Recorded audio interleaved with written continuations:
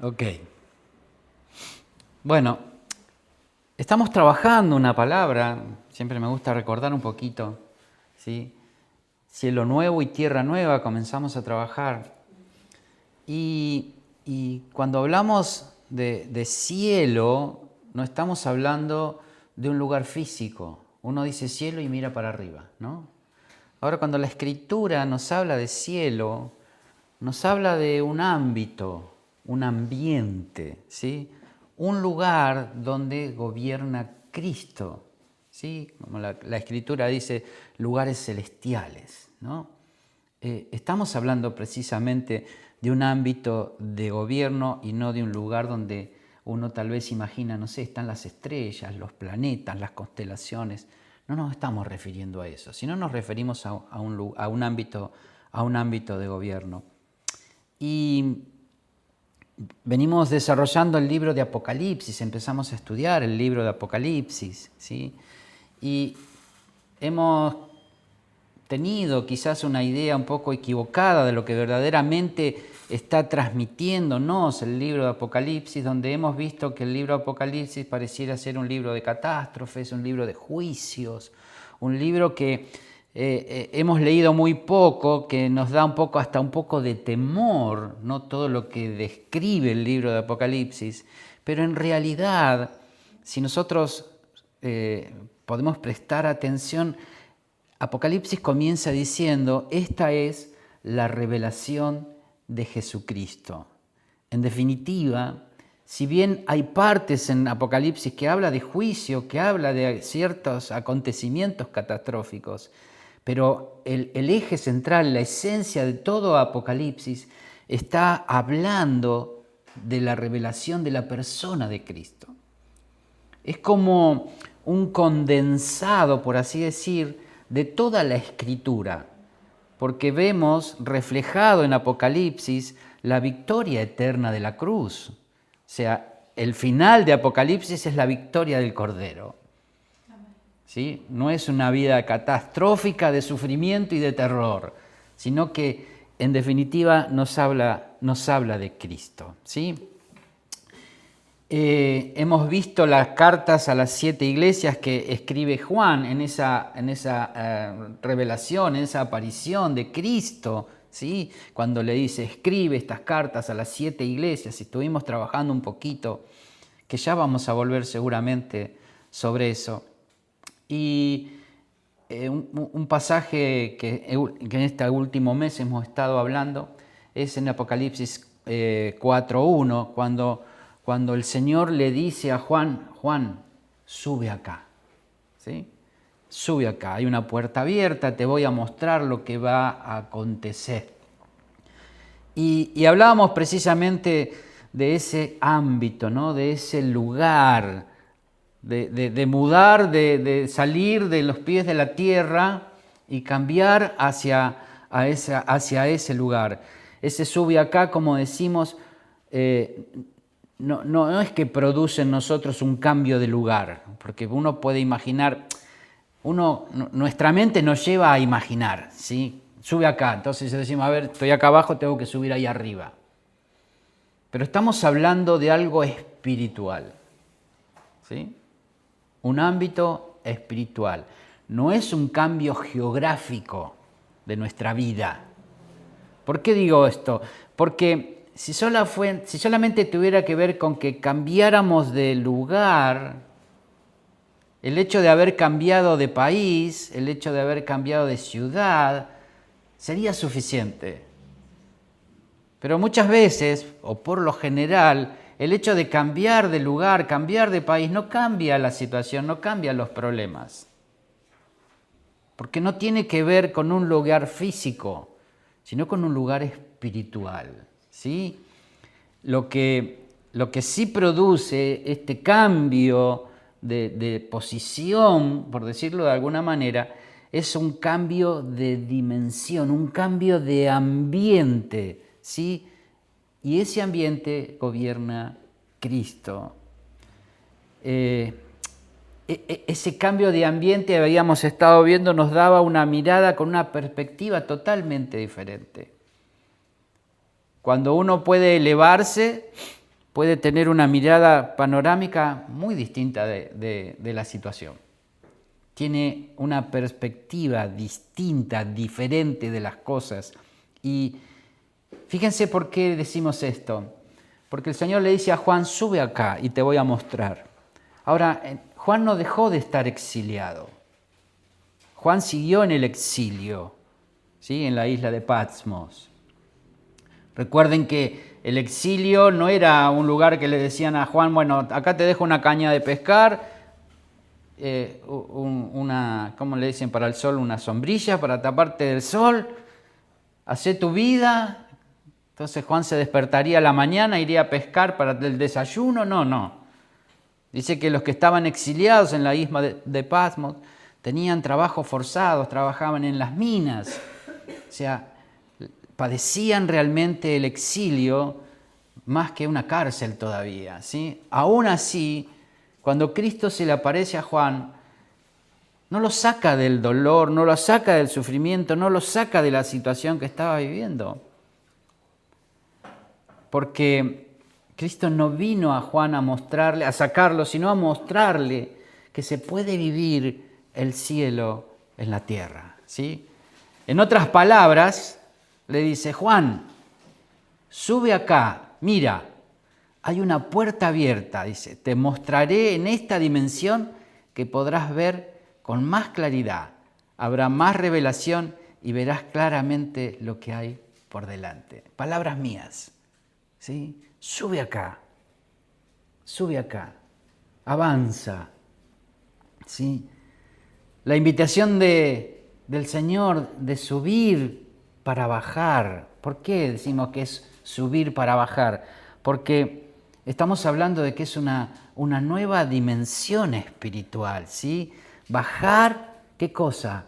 El cielo a la tierra. Bajar el cielo a nuestra vida, a nuestro entorno, a nuestra familia. Y cuando ese ambiente de gobierno se establece, hermanos, en la tierra, se establece en nuestros hogares, se establece en nuestras familias, se establece en nuestras escuelas, se establece en nuestros trabajos. ¿Qué es lo que ocurre? Todo comienza a ser transformado. Quisiera que veamos algunos aspectos que son, creo yo, imprescindibles para que la tierra y todo nuestro alrededor comience a ser transformado, ¿sí? Recuerden que estamos trabajando Apocalipsis 4.1. Sube acá, esa invitación del Señor, ¿sí? Entonces, la tierra, el primer aspecto, podríamos sacar más, pero si no vamos a estar toda la tarde. Entonces saqué 3 simplemente para poder desarrollar. Y el primer aspecto es de que la tierra se transforma cuando refleja su orden, ¿sí? Génesis 1 dice, en el principio creó Dios los cielos y la tierra estaba desordenada y vacía, y las tinieblas estaban sobre la faz del abismo, y el Espíritu de Dios se movía sobre la faz de las aguas. Fíjense que acá vemos una secuencia, hermanos, de 3 conceptos que se pueden aplicar a nuestra vida. Desorden, vacío y oscuridad. ¿Sí? La tierra estaba desordenada y vacía, y la oscuridad la cubría. Dice, entonces, donde hay desorden, hermanos, hay vacío, ¿sí? Y ese vacío, cuando hablamos de vacío, no hablamos que faltan cosas, sino que estamos hablando de un vacío, de una falta de contenido, ¿sí? Un vacío de aquellas cosas que verdaderamente son importantes. Porque las personas no están vacías, están llenas de cosas en su cabeza. Ahora, no son precisamente aquellas cosas que le dan sustento a sus vidas, sino que, por eso dije que estamos vacíos o estábamos vacíos de contenido, de cosas que verdaderamente son las importantes, ¿no? Si hay desorden y vacío, hay oscuridad. Si hay desorden, váyame siguiendo la secuencia. La suma de estas tres cosas da como resultado el caos. ¿Sí? Si vemos una persona que su vida es un caos, seguramente veremos que en su vida hay desorden, que tiene un vacío existencial y que andan en oscuridad, sin saber para dónde ir. ¿Sí? Esa es la condición de mucha gente que no tiene a Dios. Gente que no tiene a Dios. Y que éramos nosotros antes. ¿Sí? Y dijo Dios, vamos a leer un poco bastante de Biblia hoy, ¿sí? Y dijo Dios, que haya luz. Y la luz llegó a existir. Dios consideró que la luz era buena y separó las tinieblas. A la luz llamó día y a las tinieblas noche. Vino la noche y llegó la mañana, y ese fue el primer día. Lo primero, hermanos, que Dios hace es la luz. Es la luz. ¿Por qué? Porque no podemos ordenar algo a oscuras. Es imposible. Si uno va a tratar de ordenar una habitación a oscuras, no va a llegar a hacer absolutamente nada. Dice que Dios separó. Dios separó las tinieblas de la luz, Dios separó. Y es lo que cuando nosotros nos ponemos a ordenar hacemos, ¿no? Separamos, decimos esto es para acá, esto es para tirar, esto es para guardar, esto es para el invierno, esto es del verano, ¿sí? Esto es para regalar. Separamos, ¿sí? Ponemos una cosa a un lado y otra en otra. Y dijo Dios, que haya una expansión en medio de las aguas y que las separe. Y así sucedió. Dios hizo la expansión que separó las aguas que están debajo de las aguas que están arriba. A esta expansión Dios llamó cielo. Vino la noche y llegó la mañana. Ese fue el segundo día. Dijo Dios, que las aguas de debajo del cielo se reúnan en un solo lugar y que aparezca el secol. Así sucedió. Los secos Dios llamó tierra y al conjunto de las aguas Dios las llamó mares. Y Dios consideró que esto era bueno. Luego dijo, que haya vegetación sobre la tierra, que ésta produzca hierbas que den semilla y árboles que den fruto con semilla, todo según su especie, y así sucedió. Comenzó a brotar la vegetación, hierbas que dan semilla y árboles que dan fruto con semilla, todo según su especie. Y Dios consideró que esto era bueno, y vino la noche y llegó la mañana, y ese fue el tercer día. Dios creó las cosas en orden, hermanos, ¿sí? Preparó las condiciones de la tierra y después recién que las condiciones fueran dadas o fueron óptimas, Él produjo o creó la vegetación. Vemos una secuencia, un orden establecido en la creación. Sigamos, que está interesante. Y dijo Dios, que haya luces en la expansión del cielo, que separen el día de la noche, que sirvan como señales de las estaciones, de los días, de los años, y que brillen en la expansión del cielo para iluminar la tierra. Y así sucedió. Dios hizo dos grandes astros, el astro mayor para gobernar el día y el menor para gobernar la noche. También hizo las estrellas. Dios colocó en la expansión del cielo los astros para alumbrar la tierra. Los hizo para gobernar el día y la noche y para separar la luz de las tinieblas.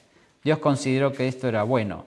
Vino la noche y llegó la mañana. Ese fue el cuarto día. Y dijo Dios, que las aguas se llenen de seres vivientes y que vuelen las aves sobre la tierra a lo largo de la expansión del cielo. Y creó Dios grandes animales marinos, todos los seres vivientes que se mueven y llenan las aguas. También creó todas las aves según sus especies. Y los bendijo con esta palabra, sean fructíferos y multiplíquense, llenen las aguas de los mares, que las aves se multipliquen sobre la tierra. Vino la noche y llegó la mañana, y ese fue el quinto día. Y dijo Dios, que produzca la tierra seres vivientes, animales domésticos, salvajes, reptiles, según su especie. Así sucedió. Dios hizo animales domésticos y animales salvajes y todos los animales que se arrastran por el suelo, según su especie. Dios consideró que esto era bueno. ¿Sí? Vemos a Dios creando en un orden establecido por Él. Luego dijo, hagamos al ser humano a nuestra imagen y semejanza. que tenga dominio sobre los peces del mar, sobre las aves del cielo, sobre los animales domésticos, sobre los animales salvajes y todos los animales que se arrastran por el suelo. Dios creó al ser humano a su imagen. Lo creó a imagen de Dios, hombre y mujer lo creó. Y Dios los bendijo con estas palabras: sean fructíferos y multiplíquense, llenen la tierra y sométanla. Dominen a los peces del mar y a las aves del cielo y a todos los animales que se arrastran. También dijo: les doy la tierra a todas las plantas que producen semilla y todos los árboles que dan fruto con semilla. Todo esto les servirá de alimento. Y doy la hierba verde como alimento a todas las fieras de la tierra, todas las aves del cielo y todos los seres vivientes que se arrastran por la tierra. Y así sucedió. Dios miró que todo lo que había hecho y consideró que era muy bueno. Vino la noche y llegó la mañana, y ese fue el sexto día. Dios trabajó, hermanos, podemos verlo, en orden a la creación, ¿sí? Y esto es lo que Dios hace cuando llega a nuestra vida, hermanos. Cuando llega a la vida de una persona, Dios trae orden y comienza a acomodar todas nuestras prioridades. Produce un orden en nuestra vida. La creación, hermanos, la creación responde a un orden perfecto. Porque la creación es la expresión visible de la naturaleza de Dios. Y nosotros somos parte de esa creación. No quedamos afuera. Y si tenemos la naturaleza de Cristo en nuestras vidas, no puede coexistir el desorden con el orden. Porque siempre se va a manifestar lo que predomina, ¿sí? Lo que gobierna. Ahora, ¿en dónde se establece el orden divino? A partir de la cruz de Cristo, ¿sí? Antes de la cruz el hombre era una cosa, después de la cruz es otra. Es ahí, en la cruz del Calvario, en la cruz de Cristo, en la obra eterna de la cruz, donde nuestra vida es transformada. Es un antes y un después.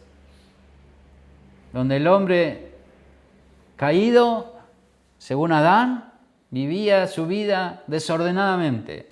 A partir de Cristo, absolutamente todo cambia. Y ese orden del que estamos hablando debe reflejarse en nuestra vida, ¿sí? ¿Por qué? Porque es una característica de la nueva naturaleza que nos habita. Si nos gobierna la nueva naturaleza, habrá en nosotros ¿qué cosa? Orden. Porque una vida sin gobierno, sin duda, hermanos, será una vida llena de desorden. ¿Qué es el significado de orden? Dice, colocar cada cosa en su lugar. Regla o modo de hacer las cosas, secuencia o forma de hacer algo, armonía, control o ausencia de caos. Lo opuesto al orden, ¿qué es? ¿Sí? Desorden o caos. ¿Cuánto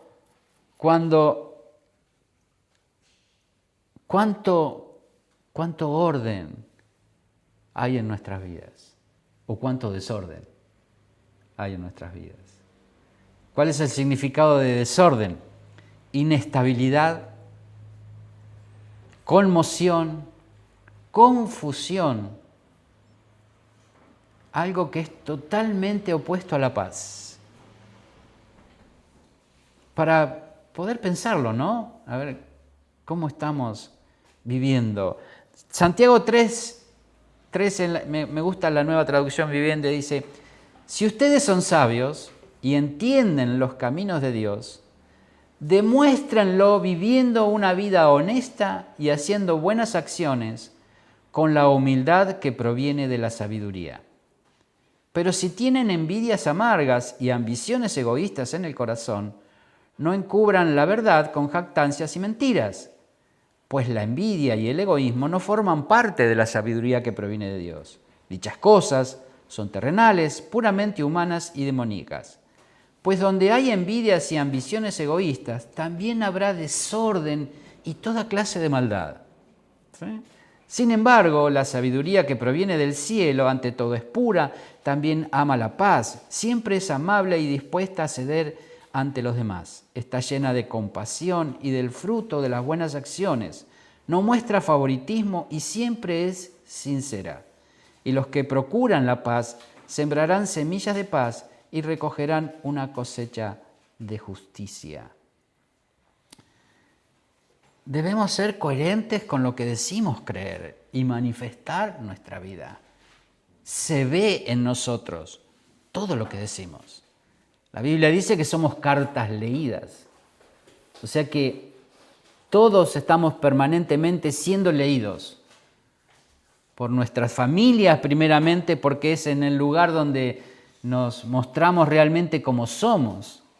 Muchas veces podemos venir aquí a la reunión de los domingos y mostrarnos con mucha santidad, con una imagen diferente a la que muchas veces tenemos en la casa, ¿no? Es ahí donde verdaderamente mostramos quiénes somos y quién gobierna nuestra vida. Aquí podemos estar todos muy prolijos, muy sonrientes, pero ¿cómo somos verdaderamente en el lugar donde nadie nos ve? Por eso necesitamos tener esa coherencia en nuestras vidas. El orden de Dios en nuestras vidas, afectará no solo nuestra vida, primeramente nuestra vida, por supuesto, pero sino también nuestro entorno. Y comenzará a transformar todo a nuestro alrededor. El orden de Dios en nuestras vidas. El segundo aspecto que quiero ver es que la tierra se transforma cuando se refleja su justicia. Ahora, ¿qué es la justicia? Uno cuando habla de la palabra justicia, creo que una de las primeras cosas que uno imagina es un atrio, un hombre sentado detrás con un martillo impartiendo justicia, un juez. Eso es lo que creo yo que automáticamente imaginamos. ¿Vieron cómo la mente, como dije antes, necesita lo que no ve, necesita imaginarlo, ¿no? Entonces, cuando hablamos de justicia, la justicia de Dios. Ahora, cuando hablamos de la justicia de Dios, no estamos hablando de castigo si hago bien o hago mal las cosas. Eso es lo que tal vez hemos aprendido. Si me porto bien, recibo. Si me porto mal, no recibo. Dios no opera de esa manera. Eso era antiguo pacto. A partir de Cristo la cosa cambió. Saben que en el huerto del Edén, dice la Biblia que había dos árboles. El árbol del bien y del mal, el conocimiento del bien y del mal, y el árbol de la vida. Cuando nosotros estamos permanentemente mirando, a ver, ¿esto que estoy haciendo es bueno, está bien o está mal? ¿Esto que estoy pensando está bien o está mal? ¿Esto que hice está bien o está mal? Estamos alimentándonos del árbol del bien y del mal. Estamos juzgando no solamente nuestra conducta, sino la conducta de todos los que nos rodean. Ahora, cuando nos alimentamos del árbol de la vida, que es Cristo, ya el pensamiento es otro. ¿Esto que estoy haciendo produce vida o no produce vida? ¿Sí? ¿Suma al reino de Dios o no suma al reino de Dios? Ya no tiene que ver con que si está bien o está mal. Por eso la justicia de Dios es muy diferente a la justicia humana. La justicia de Dios fue expresada ¿en dónde? En su máximo esplendor, en la cruz de Cristo, ¿sí? No tiene que ver con un mérito propio, hermanos. La justicia no tiene que ver con que si yo hago bien o mal las cosas. ¿Por qué? Porque es la gracia expresada a través de la vida de Cristo la que se extendió hacia nosotros. Veamos qué dice la Escritura. Romanos 3, 21 dice, pero ahora, sin la mediación de la ley, se ha manifestado la justicia de Dios. Ahí comienza a describir la justicia, de la que dan testimonio la ley y los profetas. Esta justicia de Dios llega mediante la fe en Jesucristo a todos los que creen. De hecho, no hay distinción, pues todos han pecado y están privados de la gloria de Dios. Pero por su gracia son justificados gratuitamente mediante la redención que Cristo Jesús efectuó. Dios lo ofreció como un sacrificio para obtener el perdón de pecados, el cual se recibe por la fe en su sangre. Así demostró su justicia, porque a causa de su paciencia había pasado por alto los pecados pasados. Lo hizo para demostrar en el tiempo presente su justicia nuevamente. De este modo Dios es justo y a la vez el que justifica a los que tienen fe en Jesús. ¿Sí? Debemos vivir justamente, no haciendo justicia como un juez. Debemos vivir justamente, ajustándonos ¿a qué? Precisamente a los parámetros que Dios establece en medio de su palabra, por medio de su palabra. ¿Sí? Por eso decimos que debemos ser coherentes en nuestra manera de vivir. El Evangelio no son palabras. Ayer hablábamos con un hermano y hablábamos de que nuestra vida no simplemente son palabras, sino que a veces nuestro testimonio debe estar respaldando todo lo que decimos. Debemos ser coherentes en nuestra manera de vivir y de hablar. No puedo decir yo amo a Dios y no amo a mi hermano, no me importa la vida de mi hermano. O sea, necesitamos vivir lo que decimos, creer. El Evangelio es Cristo, hermano, es la buena noticia. Cristo es el Evangelio. Y debemos mostrar a Cristo no de palabra, sino con una vida que manifiesta, que muestra la persona de Cristo. Reflejar la justicia de Dios en la tierra es precisamente eso, manifestar el carácter de Cristo y vivir y actuar como Él. Eso es vivir justamente. Fíjense, este texto es clave en nuestras vidas. Gálatas 2:20 dice, con Cristo estoy juntamente crucificado y ya no vivo yo, mas Cristo vive en mí. Pero no termina ahí y dice, y lo que ahora vivo en la carne, o sea, no es una persona que dejó de vivir, que se fue al cielo con el Señor. No, sigue aquí en la tierra. Pero ahora dice, lo que vivo en la carne, lo vivo en la fe del Hijo de Dios, el cual me amó y se entregó a sí mismo por mí.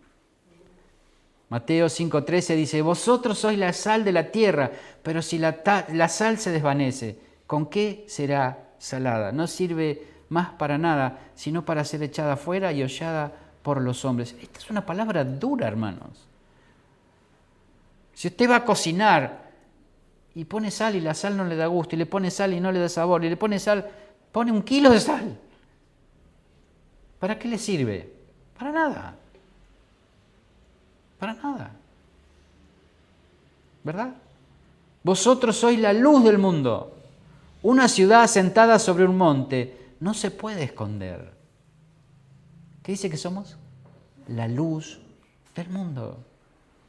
Somos la luz del mundo. Ni se enciende una luz y se pone debajo de un almud, sino sobre un candelero y alumbra a todos los que están en casa. Así alumbre vuestra luz delante de los hombres, para que vean vuestras buenas obras y glorifiquen a vuestro Padre que está en los cielos. Fíjense que habla de nuestras buenas obras. Nuestra vida debe manifestar esa luz. Debemos, como dijimos, ser coherentes con lo que decimos creer. ¿Por qué? Porque el mundo está mirándonos, hermanos. Y con más razón a nosotros, que somos extranjeros. Es distinto cuando estamos en nuestro país. Sí, tal vez nuestra familia pueden criticarnos, nuestros amigos, y vos me venís a hablar, mirá, quizá puede pasar. Pero pasamos más desapercibidos en nuestros propios países. Cuando estamos en un país diferente al nuestro, vamos a ser observados en mayor detalle. A ver si todo lo que decimos realmente lo vivimos. Cómo nos comportamos, cómo somos en el trabajo, cómo nos manejamos en la familia, cómo actuamos en el supermercado. Estamos siendo observados, somos cartas leídas, dice Pablo. Debemos ser coherentes y manifestar la vida de Cristo en todo momento y en todo lugar. Por último, la tierra se transforma cuando se refleja su gloria. Y acá vamos a entrar en un tema que hemos, creo yo, mal usado o mal interpretado. ¿Qué es la gloria de Dios? Una manifestación poderosa de su presencia, donde todos lloramos, nos caemos al suelo, hablamos en lenguas y ocurren milagros. En ocasiones algo tan denso que no se puede estar de pie. Nos ponemos todos borrachos y empezamos a reír. Es ahí cuando decimos, cayó la gloria de Dios. ¿Ha vivido estos momentos? ¿Sí? Cayó la gloria de Dios.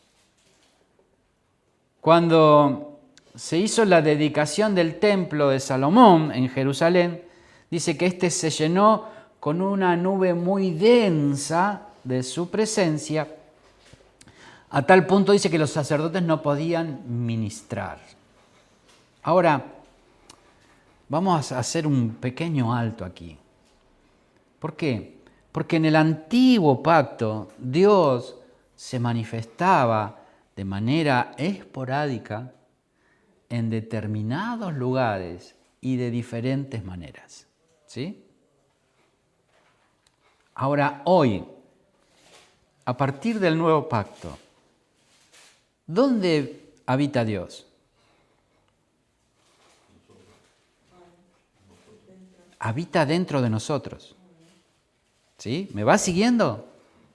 Dice que el Señor dice que iban con el Padre iban a hacer habitación en nosotros, iban a vivir en nuestra vida, por medio del Espíritu Santo. O sea, tenemos en claro que ya Dios no es que se manifiesta en un lugar y yo vengo a buscar a Dios. No venimos a buscar a Dios aquí, hermanos. Nosotros traemos la persona de Cristo en nosotros. ¿Sí? Porque Él nos habita. ¿Sí? Dios no se manifiesta en determinados momentos, en determinados lugares, como lo hacía en el Antiguo Pacto o Antiguo Testamento. A partir de la cruz, todo cambia porque Dios, cuando asciende, Él dice, vendrá el Espíritu Santo y Él se imparte en vida a cada uno de sus hijos. Eso es necesario que lo entendamos. Cristo me habita. Todo cambió a partir del nuevo pacto. O sea, el Espíritu Santo no viene y se va. Él vive, Él hace habitación, Él nos hizo habitación. Alguien que habita de manera permanente en nosotros. Por eso nuestra relación con Dios cambió totalmente. Ahora, ¿qué es verdaderamente su gloria? Su gloria en el antiguo pacto era esa manifestación sobrenatural de Dios que se podía percibir de diferentes maneras, como algo pesado, como una nube, en fin, con cosas que se veían, pero a partir de la cruz cambia. ¿Y en qué nos basamos? Vamos a leer la Escritura, ¿sí? Que es la que nos enseña. Hebreos capítulo 1, verso 1. Dice lo siguiente: Dios, habiendo hablado muchas veces y de muchas maneras en otro tiempo a los padres por los profetas, en estos postreros días nos ha hablado por el Hijo, a quien constituyó heredero de todo y a quien asimismo por quien hizo el universo, el cual, siendo el resplandor de su gloria, Cristo, ¿quién es? El resplandor de su gloria. ¿Sí? Y la imagen misma de su sustancia. Cuando vemos a Cristo, ¿a quién vemos? A Dios. Porque es la imagen misma de su sustancia. Y quien sustenta todas las cosas con la palabra de su poder, habiendo efectuado la purificación de nuestros pecados por medio de sí mismo, se sentó a la diestra de la majestad en las alturas, hecho tanto superior a los ángeles, cuando heredó más excelente nombre que ellos. ¿Qué significa la palabra resplandor? Reflejo. El resplandor es un reflejo. O sea, ¿qué refleja Cristo? La gloria de Dios. ¿Me va siguiendo? ¿Sí? Segunda de Corintios 4:1. Dice, por esto, ya que por la misericordia de Dios tenemos este misterio, no nos desanimamos. Más bien, hemos renunciado a todo lo vergonzoso, a todo lo que se hace escondidas. No actuamos con engaño ni torcemos la palabra de Dios. Al contrario, mediante la clara exposición de la verdad, nos recomendamos a toda conciencia humana en la presencia de Dios. Pero si nuestro evangelio está encubierto, lo está para los que se pierden. El Dios de este mundo ha cegado la mente de estos incrédulos para que no vean la luz del glorioso evangelio de Cristo, el cual es la imagen de Dios. ¿Sí? No nos predicamos a nosotros, sino a Jesucristo como Señor. Nosotros no somos más que servidores de ustedes por causa de Jesús, porque Dios, que dijo que la luz resplandezca en las tinieblas, hizo brillar su luz en nuestro corazón. ¿Para qué? Para que conociéramos la gloria de Dios que resplandece en el rostro de Jesucristo. Cuando vemos a Cristo, ¿a quién vemos? A Dios. ¿Qué vemos? Su gloria. ¿Sí? Ahora, si yo porto a Cristo, ¿qué estoy portando? Dígalo. Dígalo. ¿Portamos la gloria de Dios? Porque Cristo es la gloria de Dios. Ya no es una nube, ya no es un sentir físico, ya no es un tembleque en el cuerpo, es su vida en nosotros. Somos portadores de la vida de Cristo y de la gloria de Dios que es Cristo. Ya no necesitamos de un ambiente, de un lugar, de un mover, de un humo. Hoy Cristo nos habita y su gloria está en nosotros. No sé si lo puede ver. La Escritura es simple, es sencilla, es clara lo que está diciendo. Simplemente es usar un poquito la lógica. Porque si Cristo es la imagen de Dios, si Cristo refleja la gloria de Dios y la gloria de Dios está en Cristo, Él es la imagen de la gloria de Dios y ese Cristo me habita. Entonces, si yo razono, quiere decir que Cristo no dejó la gloria en el cielo. No, me habita su gloria. Me habita su gloria. Ahora, si entendemos que portamos esa gloria, ¿qué debemos hacer entonces? Manifestarla. Manifestarla. 2 Corintios 4:7 dice, pero tenemos este tesoro en vasijas de barro para que se vea tan sublime poder viene de Dios y no de nosotros. Nosotros no somos los importantes de la película, hermanos. No somos los héroes. Es Cristo. Nunca se trató de nosotros. Siempre se trató de Él. Dios nos ama, sí nos ama, por supuesto, por eso dio su Hijo unigénito, para que todo aquel que en Él cree no se pierda, mas tenga vida eterna. Un texto que todos conocemos de memoria. Pero nosotros no somos los principales de la película, es Cristo. Porque la Biblia dice que todo. Cuando dice todo, ¿es todo? Sí, todo fue creado por Él y para Él. Y dentro de ese todo entramos nosotros. O sea que fuimos creados para Él, no para ser el más importante de la película, porque es Cristo el centro de todo. Dice, nos vemos atribulados en todo, pero no abatidos, perplejos, pero no desesperados, perseguidos, pero no abandonados, derribados, pero no destruidos. ¿Alguna vez se sintió de esta manera? Sin duda que sí. Sin duda que hemos pasado muchas veces y muchas veces pasamos. Donde quiera que vamos, siempre llevamos en nuestro cuerpo la muerte de Jesús para que también su vida se manifieste en nuestro cuerpo. ¿Sí? Pues nosotros, los que vivimos, siempre se nos entrega la muerte por causa de Jesús, para que también su vida se manifieste en nuestro cuerpo mortal. ¿Sí? Mateo 5:14, algo, pasaje conocido, dice: ustedes son la luz del mundo.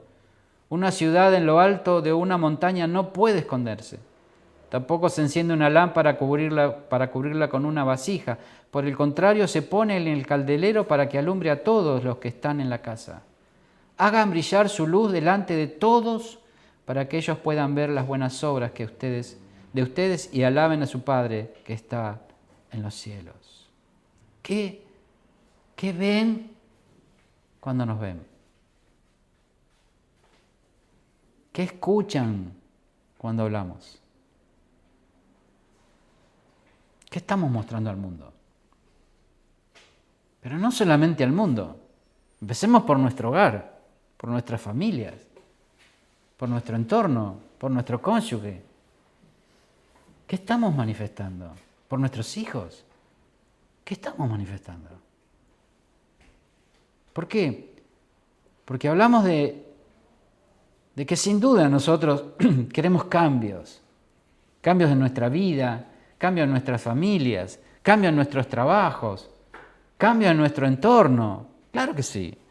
Y hablamos precisamente que cuando podemos bajar el cielo a nuestra vida, el cielo a la tierra, ese ámbito de gobierno del que hablamos, donde gobierna Cristo, no yo, donde Él es mi Rey y mi Señor, todo comienza a ser transformado. Y sabe una cosa, que tanto el orden, la justicia y la gloria son atributos de la vida que portamos. No necesitamos, hermanos, un milagro para tenerlas. Ni siquiera necesitamos pedirle a Dios en oración para que nos las dé. ¿Por qué? Porque son características de la nueva naturaleza que nos habita. Son parte de la vida de Cristo en nosotros. Pero es necesario que esa nueva naturaleza gobierne en nuestra vida. ¿Por qué? Porque así vamos a poder manifestarlo al mundo.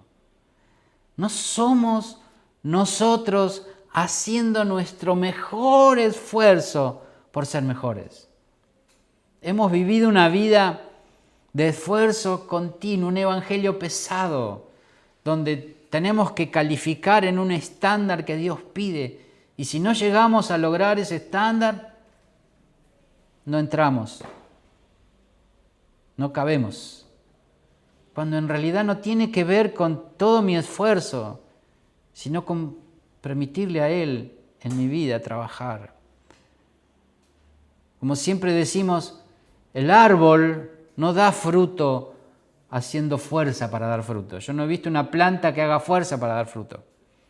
Las plantas dan fruto de manera natural, por la vida que las habita.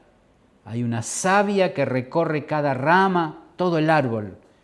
Y el árbol en su tiempo da fruto, pero no hace un esfuerzo. Surge de manera natural. El fruto del Espíritu en nuestra vida surge de manera natural por la vida que me habita. Ahora, ¿dónde está mi esfuerzo? En tratar de relacionarme cada vez más con esa vida. Permitirle a esa vida gobernar mi corazón.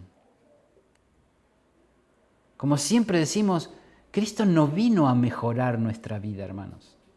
No vino a hacernos mejores personas. Cristo vino a matarnos, a darnos una nueva naturaleza. ¿Por qué?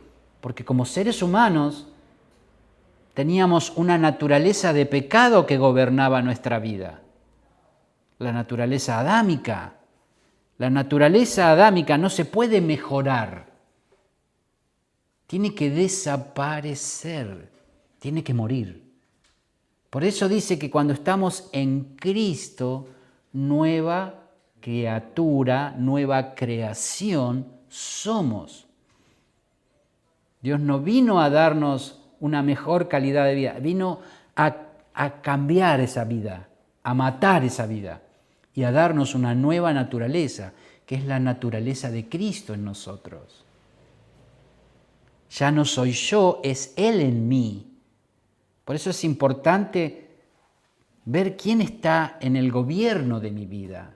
Si mi alma, que es la que busca rebelarse contra Dios en todo momento, o es la vida del Espíritu gobernando mi corazón, produciendo el fruto de la vida del Espíritu en mí.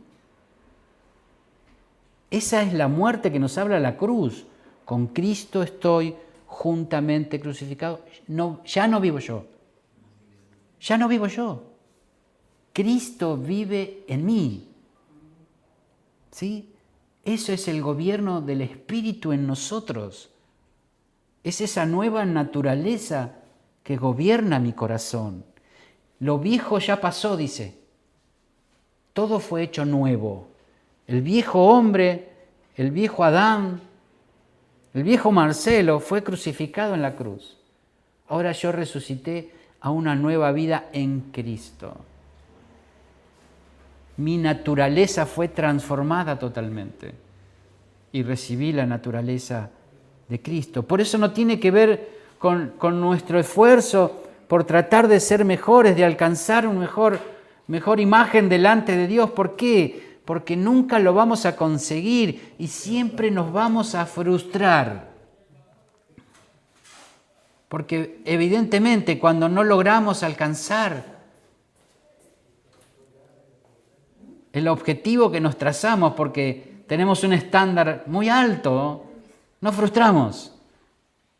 Porque somos imperfectos. Solo por medio de la victoria eterna de la cruz y en nuestra muerte, hermanos, le permitimos a Cristo reinar en nuestras vidas. Ya para finalizar, me gustaría leer unos versículos más. Mateo 16, 24. Lo voy a leer en varias versiones para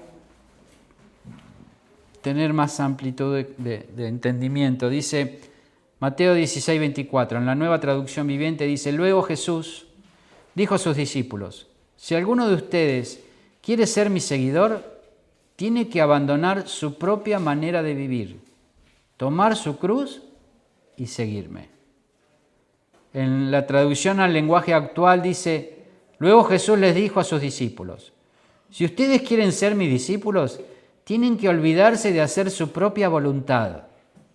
Tienen que estar dispuestos a cargar su cruz y a hacer lo que yo les diga.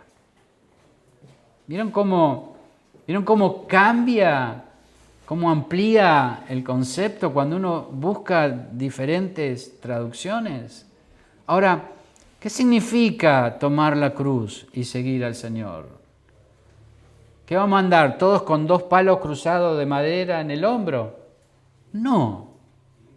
La cruz representaba y representa la muerte. Tome su cruz cada día y sígame. Como siempre decimos, la crucifixión fue un acontecimiento de un momento, un acontecimiento histórico, donde Cristo fue crucificado. La crucifixión. Pero la cruz es algo de todos los días. Es un ámbito en el cual debemos estar. Debemos crucificar nuestra vida, nuestro yo, para permitirle a Él reinar en nosotros. Como decíamos y leímos anteriormente, con Cristo estoy juntamente crucificado. Ya no vivo yo. ¿Realmente no vivo yo? Creo que es para preguntarnos, ¿no? Muchas veces, hermanos, yo digo que se nos salen los clavos. Una batalla diaria. Se nos salen los clavos, ¿no? Y nos bajamos de la cruz. Cuando se nos salen los clavos, madre mía, cuídense, ¿no? Porque viene la hecatombe. Cuando tomamos nuestras propias decisiones, cuando nos manejamos como a nosotros mejor nos parece, ¿ya no vivo yo? ¿Realmente? Ahora Cristo vive en mí. Es un proceso que necesitamos vivir todos los días, como decía Yamir. Es de todos los días. Todos los días. Pero ya hay situaciones que a uno lo descalabran y es como usted dice, Sí. uno se baja de la cruz. Sin duda que sí. Uno busca la solución por sí mismo y cuando reflexionamos nos damos cuenta de que no podemos solos. No podemos solos. No podemos solos, claro que sí. Y lo he comprobado. Te podría contar. Yo también. Sin duda. Saben que muchas veces cometemos el error a tomar decisiones basados en nuestra experiencia. Porque yo ya soy grande, yo ya conozco de la vida. Entonces estamos tan acostumbrados a manejarnos independientemente de Dios que tomamos situaciones que ya vivimos y esas experiencias ya como las sabemos, tratamos de aplicarlas a situaciones que queremos resolver. Pero ¿sabe una cosa? La experiencia no produce vida. Lo único que produce vida es la palabra de Dios. Por eso es tan importante nuestra dependencia de Dios a la hora de tomar decisiones trascendentes en nuestras vidas, cosas que definen situaciones. No estoy hablando de que me levanto a la mañana, ¿qué pantalón me tengo que poner, Señor? ¿Me tengo que poner el rojo, el verde? No, no estamos hablando de esas cosas. Estamos hablando de decisiones que trazan nuestra vida. ¿Sí? No tomarnos de lo que a nosotros nos parece, no tomarnos de lo que nosotros consideramos mejor, sino todo lo contrario. ¿Sí? Poder depender de Él y su palabra. Porque dice, ya no vivo yo, mas Cristo vive en mí. Teniendo por delante este desafío, este sube acá, este cambio de ambiente, me pregunto, ¿no? ¿Qué vamos a hacer? ¿Cuál será hoy nuestra decisión? ¿Queremos que nuestro entorno, que nuestras familias sean transformadas? ¿Seguiremos esperando que ellos cambien? No nosotros. Son él el que tiene que cambiar, ella es la que tiene que cambiar. ¿No? Puede ser una postura. O buscaremos nosotros cambiar de lugar, de subir para bajar. ¿Qué cosa? La realidad del cielo en la tierra. Hermanos, podemos vivir la realidad del cielo en nuestro hogar. Podemos vivir la realidad del cielo en nuestro trabajo, en nuestras familias, en nuestras escuelas. Podemos. Tenemos que permitirle a Él gobernar en nuestro corazón. Es un día para tomar decisiones. Es un día que como siempre, porque la palabra nunca deja de confrontarnos, donde somos expuestos a su palabra. ¿Qué vamos a hacer? ¿Qué decisión vamos a tomar? ¿Qué dice la Biblia? No sean simplemente oidores, sino también hacedores. Tomémonos un tiempo para orar y permitir que